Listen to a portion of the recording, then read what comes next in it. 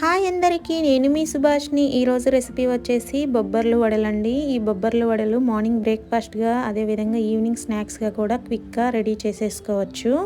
ఇది చాలా healthy recipe అని చెప్పుకోవచ్చు. బొబ్బర్లని ఎప్పుడు గుగ్గుళ్ళుగా, అదేవిధంగా కర్రీగా ట్రై చేస్తూ ఉంటాం కదా.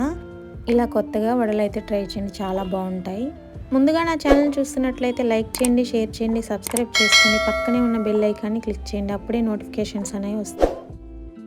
ఇక్కడ నేను 250 గ్రామ్స్ బొబ్బర్లు అయితే తీసుకున్నాను. ఈ బొబ్బర్లు వచ్చేసి 4-5 నెంబర్స్ వరకు ఇలా వడలు అయితే చేసేసుకోవచ్చు. మీకు ఎక్కువ కావాలంటే ఎక్కువ బొబ్బర్లు అయితే తీసుకోండి. ఈ బొబ్బర్లు వచ్చేసి నీట్గా వాష్ చేసుకొని ఇలా 8 అవర్స్ పాటు అయితే నానబెట్టుకోవాలి.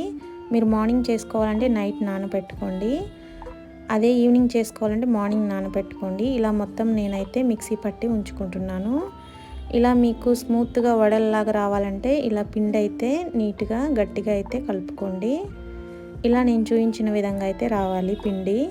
నేను బొబ్బర్లంతా పిండి పట్టి ఉంచుకున్నాను. దీంట్లోనే కొంచెం కొత్తిమీర కూడా వేసుకుంటున్నాను. అదేవిధంగా ఒక పచ్చిమిరపకాయను కూడా కట్ చేసుకొని వేసుకున్నాను. మీకు కావాలంటే ఎక్కువ వేసుకోవచ్చు. ఇక్కడ నేను ఒక ఆనియన్ తీసుకున్నాను. అదేవిధంగా రుచికి సరిపడా సాల్ట్ కూడా వేసుకున్నాను. కొంచెం జింజర్ గార్లిక్ పేస్ట్ కూడా వేసుకున్నాను. మీకు ఎక్కువ స్పైసీ కావాలంటే కొంచెం ఎక్కువ కారం కూడా యాడ్ చేసేసుకోవచ్చు, బట్ నేను ఇక్కడ వేయట్లేదు. ఇక్కడ నేను మొత్తం ఇలా అయితే ఈ విధంగా మిక్స్ చేసి పెట్టి ఉంచుకుంటున్నాను. ఈ విధంగా మొత్తం కలిపి ఉంచుకోండి. ఇక్కడ నేను స్టవ్ ఆన్ చేసుకొని డీప్ ఫ్రైకి సరిపడా ఆయిల్ అయితే పెట్టుకున్నాను. ఇక్కడ ఆయిల్ కాగిందా లేదా అని కొంచెం పిండి వేసి టెస్ట్ చేస్తున్నాను. ఆయిల్ అయితే కాగిపోయింది. ఇక్కడ నేను తమలపాకును తీసుకున్నాను. మీ దగ్గర తమలపాకు లేకపోతే అరిటాకునైనా తీసుకోవచ్చు, లేకపోతే చిన్న పాలిథిన్ కవర్ ఉంటుంది కదా, అదైనా తీసుకోవచ్చు. ఇక్కడ నేను చిన్న ఉండగా తీసుకొని ఇలా నేను చూపించిన విధంగా అయితే మీరు వడలు చేసుకోవాల్సి ఉంటుంది. ఈ విధంగా వడలు మెల్లగా ఆయిల్ అయితే వేసుకోండి. ఇలా నేను ఈ విధంగా అయితే వడలను అయితే వేసేసుకుంటున్నాను. ఎంత రాని వారికైనా సరే ఇలా నేను చూపించిన విధంగా చేస్తే వడలు అనేవి చాలా పర్ఫెక్ట్గా వస్తాయి. ఆయిల్లో వేసేటప్పుడు చాలా జాగ్రత్తగా వేసుకోండి. ఇలా నేను చూపించిన విధంగా అయితే వేయండి. వడలు ఇలా చేసి కనుక పిల్లలకి ఇస్తే చాలా టేస్టీగా, క్రంచీగా ఉన్నాయి మమ్మీ అని ఇష్టంగా తినేస్తారు. అంత టేస్టీగా ఉంటాయి వడలు అనేవి. ఎప్పుడు ఇడ్లీ దోశలే కాకుండా ఈ విధంగా కూడా ట్రై చేసుకోవచ్చు, అంత బాగుంటాయి ఈ వడలు అనేవి. ఇలా నేను మొత్తం అయితే రొటేట్ చేసేసుకుంటున్నాను.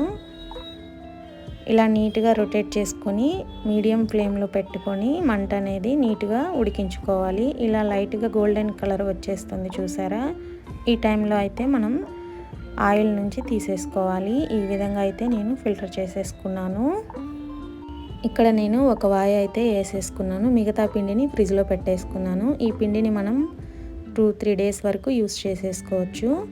ఇలా మొత్తం నేను ప్లేట్లోకి అయితే తీసేసుకున్నాను. ఇక్కడ నేను కొబ్బరి చట్నీతో తీసుకుంటున్నాను. అదేవిధంగా కోకోనట్ కారం కూడా ఉంది నా దగ్గర.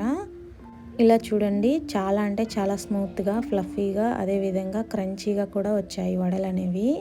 ఇలా నేను చూపించిన విధంగా చేసినట్లయితే మీకు టేస్ట్ అనేది పర్ఫెక్ట్గా వస్తుంది. మీకు కనుక నచ్చినట్లయితే లైక్ చేయండి, షేర్ చేయండి. ముందుగా నా ఛానల్ చూస్తున్నట్లయితే please subscribe. Thank you for watching. Thank you. మరిన్ని వీడియోల కోసం నా ఛానల్ను చూడగలరు. Thank you.